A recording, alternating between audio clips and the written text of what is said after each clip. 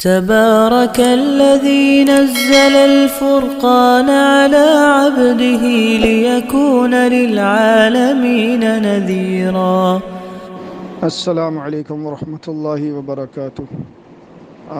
جی یہ محترم بھائی فرما رہے تھے کہ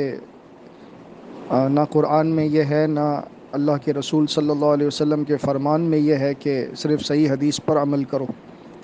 تو بالکل بات بجا ہے۔ اللہ رب العزت نے ہمیں جس چیز سے چمٹنے کا حکم دیا ہے وہ اللہ کی کتاب ہے، اور اس کتاب کو سمجھانے کے لیے اللہ رب العزت نے اپنے آخری رسول محمد صلی اللہ علیہ وسلم کو مبعوث فرمایا، اور سورہ نحل میں ارشاد فرمایا بعد اعوذ باللہ السمیع العلیم من الشیطان الرجیم من ہمزہ ونفخہ ونفثہ، کہ پہلے جو کتابیں بھیجی گئی ہیں ان کا ذکر، اور فرمایا کہ یہ جو ہم نے کتاب آپ کی طرف نازل کی ہے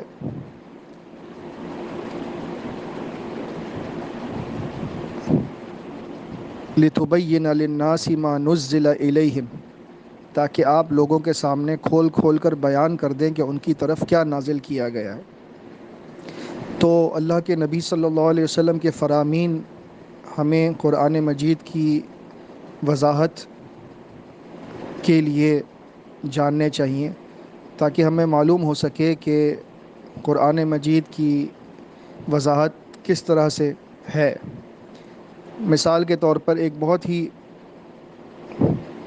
مطلب یہ کہ ایسی بات جو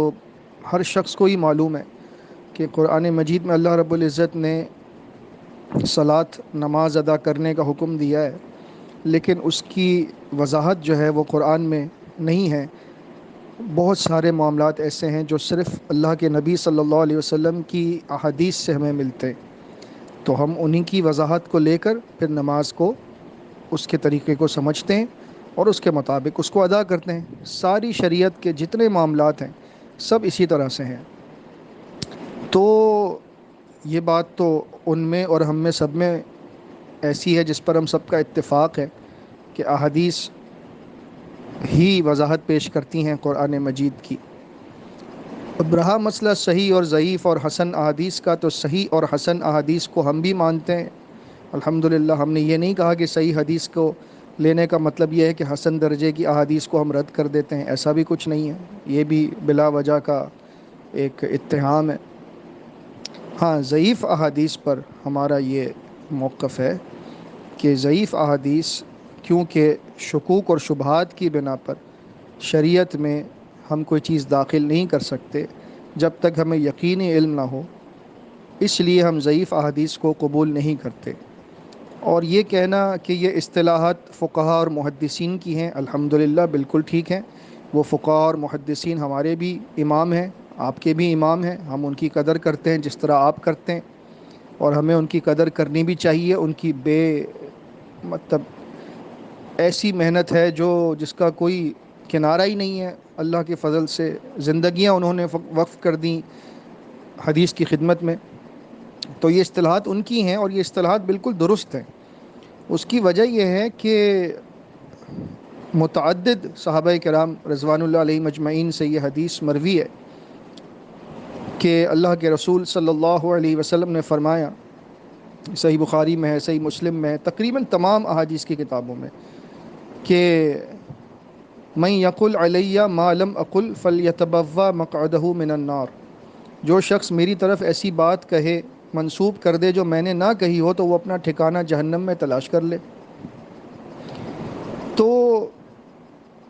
اب ایک شخص ہے جس نے جانتے بوجھتے نبی صلی اللہ علیہ وسلم پر جھوٹ منسوب کیا، تو اس طرح کی تمام احادیث کو، جیسا کہ بھائی نے بتایا، موضوع احادیث ہوتی ہیں یہ، جنہوں کو کسی بھی حال میں نہیں لینا چاہیے۔ الحمدللہ، اللہ کا شکر ہے کہ اس پر وہ اور ہم بھی متفق ہیں، ہم سب اس بات پر متفق ہیں۔ رہ جاتی ہے ضعیف احادیث۔ ضعیف احادیث میں ہوتا یہ ہے کہ راوی جو ہے وہ اس کا حافظہ خراب ہونے کی وجہ سے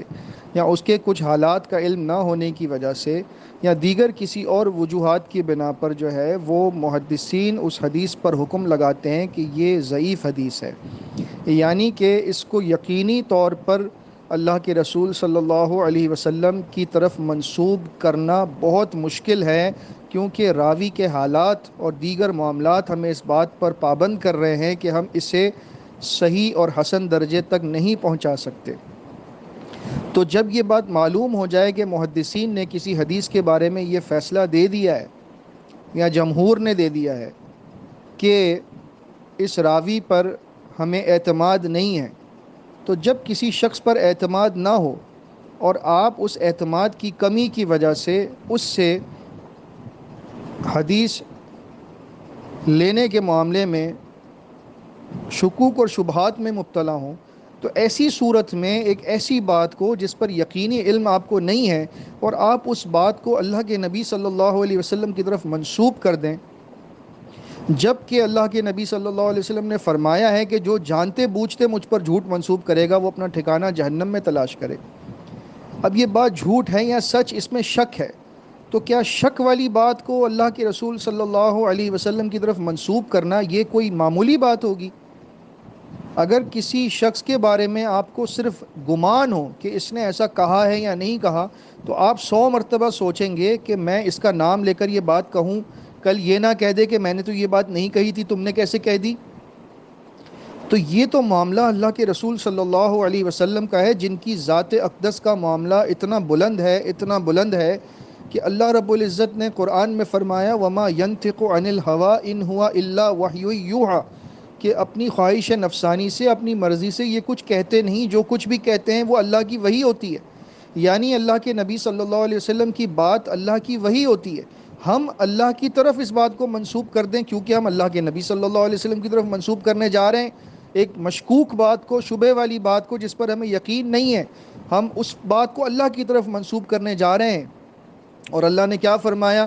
کہ جو لوگ ومن اظلم ممن افترى علی اللہ الکذب، اس سے بڑا ظالم کون ہوگا جو اللہ کی طرف جھوٹی بات منسوب کرے؟ تو میرے بھائی ضعیف حدیث کو نبی صلی اللہ علیہ وسلم کی طرف منسوب کرنا بڑی جرأت کی بات ہے، بڑے حوصلے کی بات ہے۔ یہ حوصلہ اچھا نہیں ہے، برا حوصلہ بن جاتا ہے، کیونکہ اس سے آپ اپنے لیے آخرت میں بہت بڑا عذاب تیار کرتے ہیں اور پھر اللہ پر جھوٹ منسوب کرنے کی وجہ سے سب سے بڑے ظالم بن جاتے ہیں۔ تو یہ کہہ دینا کہ جی ضعیف حدیث کو ہم لے سکتے ہیں اور اس پر کوئی بات نہیں ہے، یہ کوئی مسئلہ نہیں ہے، یہ غیر مقلدین نے اس بات کو مشہور کر دیا ہے، میرا خیال ہے انہوں نے جو ہے وہ مجھے نہیں معلوم کہ اس چیز کے اوپر کتنی تحقیق کی ہے پیارے بھائی نے، میرے لیے بہت قابل احترام ہے، ایسی بات میں نہیں کہنا چاہتا کہ جس سے کسی کی دل آزاری ہو۔ میں الحمدللہ ان کو اپنا بھائی سمجھتا ہوں، اور فرق ہم میں اور ان میں صرف یہ ہے کہ یہ ضعیف احادیث کو نبی صلی اللہ علیہ وسلم کی طرف منسوب کر کے دین کی خدمت سمجھ رہے ہیں، اور میں ضعیف احادیث کو نبی صلی اللہ علیہ وسلم کی طرف منسوب کرنا جو ہے وہ دین کی خدمت نہیں بلکہ دین کے ساتھ بغاوت اور اس کا نقصان کرنے کے مترادف سمجھتا ہوں۔ رہا مسئلہ یہ کہ بعض فقہا نے یہ لکھا ہے کہ جی فضائل میں یہ احادیث لی جا سکتی ہیں، تو فضائل کے اندر آپ اگر ان احادیث کو لیتے ہیں تو پھر بھی بات تو آپ نے نبی علیہ الصلاۃ والسلام کی طرف منسوب کر کے ہی کرنی ہے، تو کیا فضائل دین کا حصہ نہیں ہے؟ جب فضائل بھی دین کا حصہ ہیں تو پھر دین کے کسی بھی حصے میں کوئی شکوک اور شبہات والی بات نبی علیہ السلام پر کیسے منسوب کی جا سکتی ہے، اور پھر وہ بات براہ راست اللہ تک پہنچ جاتی ہے، اور یہ شریعت میں بڑا ظلم ہے۔ تو اگر یہ بات لکھی بھی گئی ہے تو بہرحال ہم تو اس بات سے متفق نہیں ہیں، کیونکہ معصوم عن الخطا صرف اللہ کے رسول صلی اللہ علیہ وسلم ہے۔ اگر اس پر کسی نے اس طرح کی بات لکھ بھی دی ہے تو میں آپ کو یہ کہہ سکتا ہوں کہ اس کے لیے کوئی دلیل پیش کرنی چاہیے تھی۔ اگر وہ فقہا دلیل پیش کرتے اس بات کی کہ فضائل میں ضعیف احادیث کو لینے کے لیے ہمارے پاس یہ دلائل موجود ہیں، تو پھر ہم بھی انشاءاللہ ان دلائل پر غور کریں گے اور اپنی اصلاح کریں گے، لیکن اگر دلیل نہیں ہے اور محض ایک بات ہے جو لکھ دی گئی ہے، اس بات کو وحی کا درجہ نہیں دیا جا سکتا، کیونکہ انسان ہم میں سے جتنے بھی امتی ہیں ہم سب سے خطا ہو سکتی ہے، خطا کا صدور عین ممکن ہے، اور اس خطا کی بنا پر ہم کم از کم اتنا بڑا گناہ اپنے اوپر نہیں لے سکتے کہ نبی صلی اللہ علیہ وسلم کی طرف ایک غلط بات کو منسوب کر دیں جس کا ہونا یا نہ ہونا ہمارے نزدیک مشکوک اور شبہ والی بات ہو۔ اللہ تعالی ہمیں صحیح معنوں میں دین سمجھنے اور عمل کرنے کی توفیق عطا فرمائے۔ السلام علیکم ورحمۃ اللہ وبرکاتہ۔